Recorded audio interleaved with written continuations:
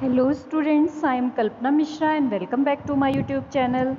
Students, आज हम start करने जा रहे हैं क्लास 6 साइंस चैप्टर नंबर 9 का सेकंड पार्ट। इसके पहले आपने बच्चे फर्स्ट पार्ट नहीं देखा हो तो आप प्लेलिस्ट में ज़रूर जाके चेक करना, आपको फर्स्ट पार्ट मिल जाएगा, ठीक है।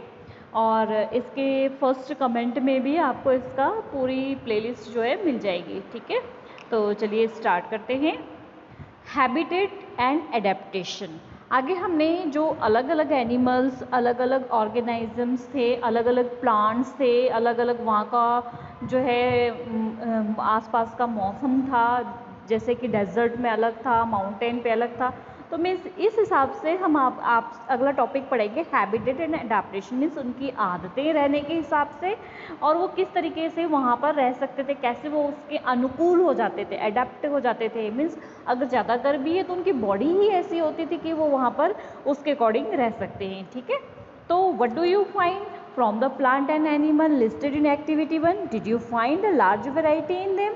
आपने जो एक्टिविटी 1 की थी उसमें आपने क्या पाया था? उसमें ये पाया था कि उसमें बहुत सारी वैरायटियाँ थी ऑर्गेनिजम्स की, ठीक है, और बहुत सारी वैरायटियाँ जीव जंतुओं की, पेड़ पौधों की, सभी की थी। Look at what you have entered in the column for the desert and the column for the sea in the table 9.1. did you list very different kind of organism in these columns? तो आपने in this two columns, तो आपने जो दो column थे enter किए थे उसमें नेम डेजर्ट के और सी के, तो दोनों में आपने क्या डिफरेंस देखे थे? दोनों कॉलम में, दोनों में बहुत सारे डिफरेंस थे ना, ठीक है। What are the surrounding like in these two region? तो इन दो रीजन में सराउंडिंग क्या था? In the sea plants and animals surrounding by the saline and salty water. जो सी था वहाँ पर प्लांट्स और एनिमल्स के आसपास जो वाटर था वो क्या था? सैलिन मीन्स सॉल्टी, मीन्स जिसमें नमक होता है, ऐसा वाटर था, ठीक है। Most of them use the air dissolve in water. जो एनिमल्स थे वहाँ के वो ज़्यादातर क्या होते थे? जो पानी में घुली हुई ऑक्सीजन होती थी उनका यूज़ करते थे। There is very water available in the desert. और वहीं अगर देखा जाए तो there is very little water, कि वहाँ डेजर्ट में जो है उसके अकॉर्डिंग बहुत ही कम पानी था। It is very hot in the day time and very cold at the night in the desert. जो डेजर्ट था उसमें क्या था? दिन टाइम में बहुत ही गर्म होता था और रात के टाइम में बहुत ही ठंडा होता था, ठीक है। तो the animals and plants of the desert live on the desert soil and the breathe air from the surrounding. और जो डेजर्ट के एनिमल थे, प्लांट्स थे, वो जो डेजर्ट में रहते थे ना, वो क्या होते थे? डेजर्ट की सॉइल में रहते थे ज़्यादातर, और वहाँ से वो क्या करते थे? ब्रीदिंग करते थे, वहाँ से वहाँ आसपास से एयर को लेते थे। The sea and the desert are very different surrounding and we find very different kind of plant and animal in these two regions. Is not it? Let us look at two very different kind of organism from the desert and the sea. तो हमने क्या देखा बच्चे कि जो sea था और desert था वहाँ के चारों तरफ बहुत ही अलग अलग टाइप के जो है प्लांट और एनिमल थे। दोनों रीजन के बिल्कुल अलग अलग थे ना, ठीक है। आपने देखा ना ये चीज़। तो अब हम पढ़ेंगे दोनों तरीके के अलग अलग जीव जंतुओं के बारे में कि डेजर्ट में कैसे थे और जो है सी के एनिमल्स जो हैं वो कैसे थे, इनके बारे में हमने देखना है, ठीक है। तो फर्स्ट आपने कैमल के बारे में सुना है ना, a camel and a fish. Camel कहाँ होता है? डेजर्ट में। फिश कहाँ होती है? वाटर में, ठीक है। The body structure of a camel help it to survive in the desert condition. जो कैमल होता है वो डेजर्ट में, तो उसकी बॉडी का स्ट्रक्चर ही ऐसा होता है कि वो अपनी बॉडी को उसकी बॉडी का स्ट्रक्चर ऐसा बना होता है कि वो वहाँ पर अपने आप को सर्वाइव कर सके डेजर्ट में। कैसे होता है हम इसको देखते हैं। Camel have a long leg. Camel की क्या होती है? Long leg which help to, लंबी टांगे होती हैं जो कि हेल्प करती है उसको keep their body away from the heat of the sand. उसकी बॉडी को हीट से दूर रखने के लिए, जो सैंड होती है ना, रेत होती है, वो दिन में बहुत ज़्यादा गर्म हो जाती है और गर्म होने की वजह से वो क्या होता है, अगर कैमल की टांगे छोटी छोटी होती है तो वो गर्म हो जाता है ना, वो जल्दी गर्मी में परेशान हो जाता है, इसलिए उसके पैर जो है वो लंबे लंबे हैं ताकि वो क्या है हो सके, हीट से दूर हो सके, ठीक है। इसमें फिगर दिया हुआ है 9.2, ये देखो फिगर यहाँ पर, ये देखो देख रहे हो ना फिगर 9.2 में इसके लेग्स जो है वो कितनी बड़ी बड़ी हैं, ठीक है। तो इस तरीके से आप देखो। Next, they excrete small amount of the urine, ये जो है एक्सक्रीट मीन्स अपनी बॉडी से जो वेस्ट है ना, यूरिन है, वो बहुत कम मात्रा में जो है निकालता है। Their dung is dry and they do not sweat, और इसका जो डंग होता है मीन्स इसका जो वेस्ट होता है बॉडी का ना, वो क्या होता है, बहुत ही सूखा होता है और इसको पसीना नहीं होता है। ठीक है, since camel loss very little water from their body they can live for many day without water. अब जो हमने कैरेक्टर्स पढ़े इसमें हमें क्या पता लगे कि कैमल्स जो होता है बहुत कम वाटर को अपनी बॉडी से बाहर निकालता है, इसलिए वो क्या करता है, can live for many day without water, वो बहुत लंबे समय तक बिना पानी के जिंदा रह सकता है। ठीक है, let us look at the different kind of fish. अब अगर हम फिशेस की बातें करें, some of these are show in the figure 9.3, जो कि फिगर 9.3 में शो किया गया है। ये देखो, आप देख रहे हो ये फिगर, यहाँ पर ये फिशेस हैं। फिशेस देखो है अलग अलग वेराइटी की लगभग, लेकिन इनकी बॉडी स्ट्रक्चर जो है वो लगभग क्या है, सेम है। ठीक है, तो देखते हैं आगे। There are so many kinds of fish, but do you see that they all have the something common about their shape। यहाँ पर आपने देखा ना कि बहुत अलग अलग टाइप की फिशेस है, लेकिन सब में कुछ ना कुछ कॉमन था ना। all the one show here have the streamline shape that was the discussed in chapter 8। हमने चैप्टर 8 में streamline shape को डिस्कस किया था ना, जो कि इस तरीके की शेप होती है, ऐसी शेप होती है। ठीक है, तो इस तरीके से उनकी फिशेस की शेप है। This shape help then move inside the water, और ये शेप क्या करती है, उनको पानी में मूव करने में मदद करती है। ठीक है, fish have slippery scale on their body, this scale protect the fish and also help in easy movement through the water. और ये जो फिश की जो स्लिपरी स्केल होती है उसकी बॉडी पर, ठीक है, जो उसके प्रोजेक्शंस बने होते हैं, ऐसे फिश होती है ना, ऐसे ये जो फिश है, ये इस तरीके से फिश है ना, तो इसकी बॉडी पे जो है स्केल्स होते हैं इस तरीके से, वो स्केल्स क्या करते हैं, हेल्प करते हैं उसके मूवमेंट करने में वाटर के अंदर। वी डिस्कस इन चैप्टर 8, जो कि हम चैप्टर 8 में डिस्कस कर चुके हैं, कैसे मूवमेंट करती है fish. That fish have flat fin and tail then that help them to change direction and keep their body balance in the border.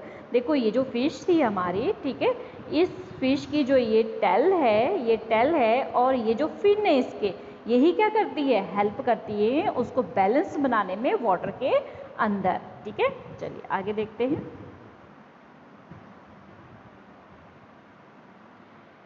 आगे, gills present in the fish help them to use oxygen dissolve in water. Fish के अंदर gills होते हैं जो कि जो water के अंदर ऑक्सीजन डिजॉल्व होती है ना, उसको लेने में क्या करते हैं, वो मदद करते हैं। अब उन्होंने रेस्पिरेशन करना है, ब्रीदिंग करना है, सांस लेना है, तो उसके लिए उन्हें ऑक्सीजन की जरूरत होगी। अब वो पानी की डिजॉल्व जो ऑक्सीजन होती है उसको लेते हैं किसके थ्रू, गिल्स के थ्रू। ये छोटी छोटी बातें आपने बहुत अच्छे से याद रखना है। ठीक है, जैसे कि ये फिश है ना आपके, यहाँ पर उसके क्या होते हैं, गिल्स होते हैं, और इस गिल्स के थ्रू क्या करते हैं, वो ऑक्सीजन जो डिजॉल्व होती है वाटर में उसको लेते हैं। ठीक है, we see that the feature of the fish help it to live inside the water and the feature of a camel help in the survive in the desert. अब हमने जो ये फीचर्स देखे इनके अंदर, तो फिश जो थी वो वाटर के अंदर रहने में जो है उसके हेल्पफुल थी, जो भी उसके अंदर फीचर्स थे। ठीक है, और कैमल जो है, कैमल की बॉडी स्ट्रक्चर कैसा था, कैमल का बॉडी स्ट्रक्चर ऐसा था कि वो क्या कर सकता था, डेजर्ट में अपने आप को सर्वाइव कर सकता था। We have taken only 2 examples from a very wide variety of the animal and plant that live on the earth। हमने वैसे सिर्फ 2 ही एग्जाम्पल जो है आपस में डिस्कस किए, लेकिन हमारे अर्थ पे जो है प्लांट और एनिमल बहुत सारे वैरायटी के हैं। ठीक है, in all the variety of the organism we will find that they have the certain feature that help them live in the surrounding in which they are normally found. तो हम इसकी मदद से, इनकी हेल्प से हम उन जीव जंतुओं के बारे में पता लगा सकते हैं जो वहाँ पर आसपास पाए जाते हैं। ठीक है, अब आगे देखते हैं। The presence of specific feature of the certain habit which enable an organism to live naturally in a place is called adaptation. Most important definition, ये क्वेश्चन आपको आ सकता है, डिफाइन एडेप्टेशन। ठीक है, तो आपने ये अच्छे से करना है। एडेप्टेशन क्या होता है, वो स्पेसिफिक फीचर और आदतें जो एक ऑर्गेनिज्म को वहाँ पर रहने में, जहाँ पर भी उसको रहना है वहाँ पर रहने में उसकी मदद करे। ठीक है, उसी को क्या करते हैं, कहते हैं, उसी को कहते हैं एडेप्टेशन। ठीक है, तो वो नेचुरली उसके अंदर ऐसे बॉडी स्ट्रक्चर हो जाता है ऐसे वो, ताकि वो वहाँ पे आसपास सर्वाइव कर सके, और वो सर्वाइव कर जाता है तो उसी को क्या बोलेंगे, adaptation. Adaptation of the organism different depending on their place of the dwelling. That is way a fish cannot live out of the water and a camel cannot live in sea.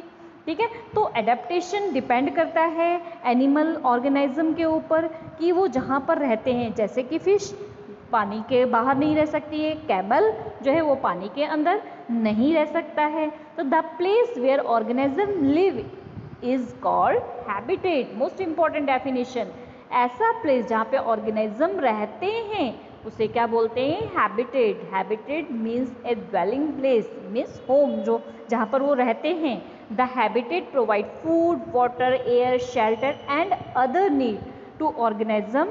several kind of the plants and animals live in the same habitat। तो habitat का मतलब क्या हो गया, जो animals को क्या provide करे, फूड, वाटर, एयर, उसको रहने की छत, उसकी जो भी ज़रूरतें हैं वो प्रोवाइड करे प्लांट्स को या फिर एनिमल्स को, वो उसकी क्या होती है, हैबिटेट। मतलब प्लांट्स की अलग अपनी हैबिटेट होती है, उनको जिस चीज़ की ज़रूरत है वो चीज़ मिले, ठीक है, और उसके बाद एनिमल्स को अलग हैबिटेट होती है, उनको जिस चीज़ की ज़रूरत है वो चीज़ें मिले। तो ठीक है, समझ आ गया हैबिटेट, तो वहाँ पे वो रहने में जो उनकी आदतें होती हैं ना उसी को बोलते हैं हैबिटेट। ठीक है, अब देखो, the plants and animal that live in land are said to the live in terrestrial habitat.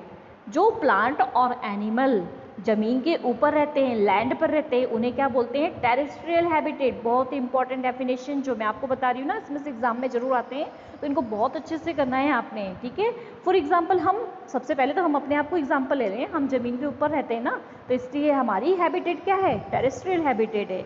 यहाँ पे कुछ एग्जाम्पल्स आपको दिए, जैसे कि forest, grassland, desert, coastal, mountain region. On the other hand the habitat of the plant and animals that live in water और called aquatic habitat.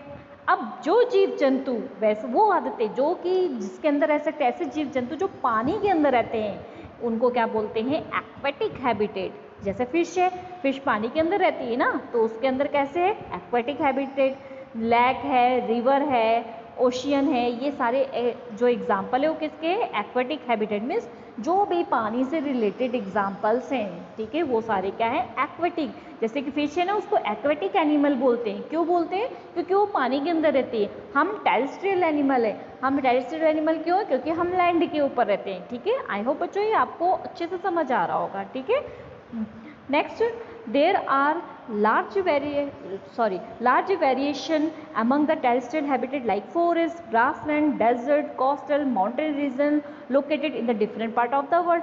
अब जो हैबिटेट है ना, ये अलग अलग जगह की अलग अलग होती है। जैसे डेजर्ट में अलग होगी, ग्रासलैंड में अलग होगी, कोस्टल एरिया में अलग होगी, माउंटेन जहाँ होगी वहाँ पर अलग होगी। सभी के क्या होते हैं, अलग अलग होते हैं। ठीक है, तो the organism both plant and animal living in a habitat it are its biotic component. मतलब ऐसे ऑर्गेनिज्म, चाहे वो प्लांट हो चाहे वो एनिमल हो, दोनों ही क्या होते हैं, लिविंग थिंग्स होते हैं, जीवित होते हैं।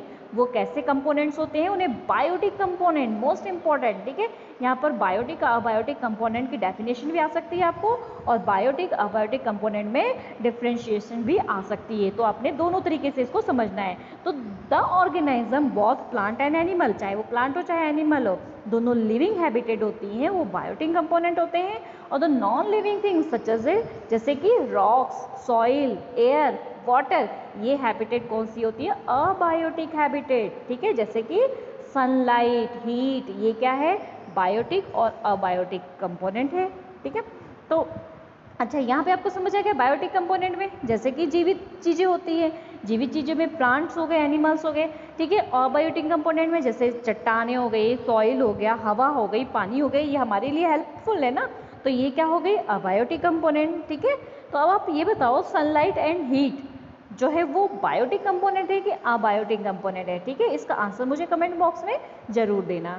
ठीक है, ओके स्टूडेंट्स, वीडियो पसंद आई तो वीडियो को लाइक जरूर कर देना, चैनल पे नए व्यूवर है तो चैनल को सब्सक्राइब कर देना। मिलते हैं नेक्स्ट वीडियो में, तब तक के लिए बाय बाय।